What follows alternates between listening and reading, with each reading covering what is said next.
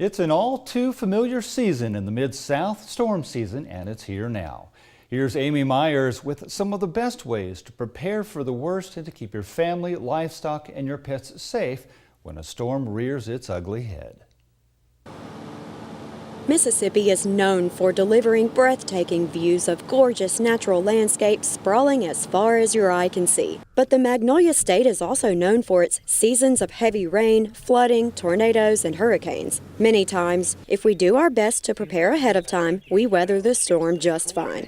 In some cases, preparations are substantial, like building barriers before a potential flood or boarding up windows for high wind protection. You always want to have your emergency go kit, along with a fireproof safe for storing car titles, property deeds, the marriage license, insurance papers, and other important documents. Mississippi State University Extension instructor Ann Hilbin says it's essential to have your whole family take part in the emergency plan. Getting them involved really is a big deal. That sets them up to be prepared when they become adults. You need to have a communications plan for you and your family. How are you going to communicate? Where is the point you are going to meet each other if something happens to the house? Is it going to be in a yard? Is it going to be at grandma's house, 20 miles away? We need to make sure that you have two places, one within the area of your home and one outside of the area, outside of your neighborhood. If there's a house fire, you need to have a meeting point outside the house where everybody's going to go. For me, when I was growing up, it was what my mom referred to as the courtyard, which was a strip of grass in the front of the house. You want to prepare yourself to be self-sustaining for the first 72 hours after a disaster. That's so important that you have enough water. One of the things that you can do is fill the bathtub up with water. Then you've got plenty of water to flush the toilet. You want to have food items that are non-perishable. You want to make sure that you're checking on the elderly, especially within your community. Make sure you're checking on them because they may not be able to do a lot of the things that they need to take care of themselves. Hilbin encourages all Mississippians to take advantage of disaster preparedness and recovery information offered by MSU Extension, free of charge and available right at your fingertips. Simply visit extension.msstate.edu, click on Publications, and refer to the Community section. It will have a whole list of publications on how to make your go kit. What do you do when you come back and everything's been flooded? It has how you go through and how you clean those items, what to throw away, what to keep.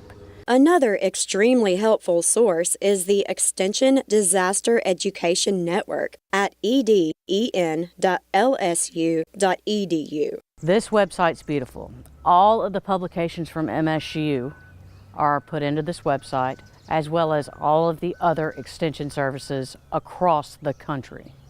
So you have a huge list of resources. As for response to disasters, Hilbin says MSU Extension is always ready to help communities by any means necessary.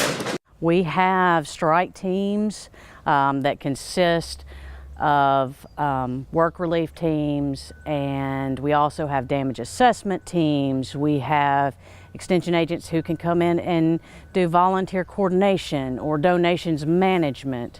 So it's really a great system because we have a county office in every county within the state, in all 82 counties. So we're able to have a good reach. The MSU College of Veterinary Medicine also responds to disasters when animals are in danger. Associate Professor Dr. Carla Houston says when helping animals, always approach them slowly. If they get spooked, they could hurt themselves or others. When you see an injured animal, contact your local emergency management agency or county extension office. Following storm events in recent years, Houston explains some common mistakes made during animal disaster response. What we saw happening were citizens would go buy big bags of grain and fly spray, and the problem was dietary changes are harmful to animals, and what we actually saw were a lot of horses were colicking because they were given a lot of grain too fast and too quickly. Hay is pretty safe for either horses or cattle.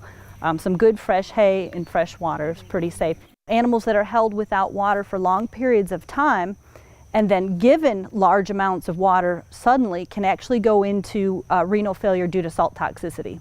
So if you're not sure if an animal has had fresh water within the last couple hours, always introduce fresh water slowly until you know that their bodies can adjust to that.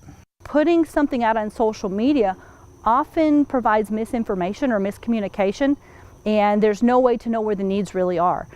For example, we had a situation last year where somebody said, hey, I need help with my horses are going to drown. And next thing you know, maybe you've got 10 trailers show up. If you need assistance in terms of your livestock from a natural disaster, contact the appropriate authorities. Knowing how to contact the appropriate authorities ahead of time will help you be much more equipped to help people and animals. For your local emergency management agency or MEMA, visit MSEMA.org.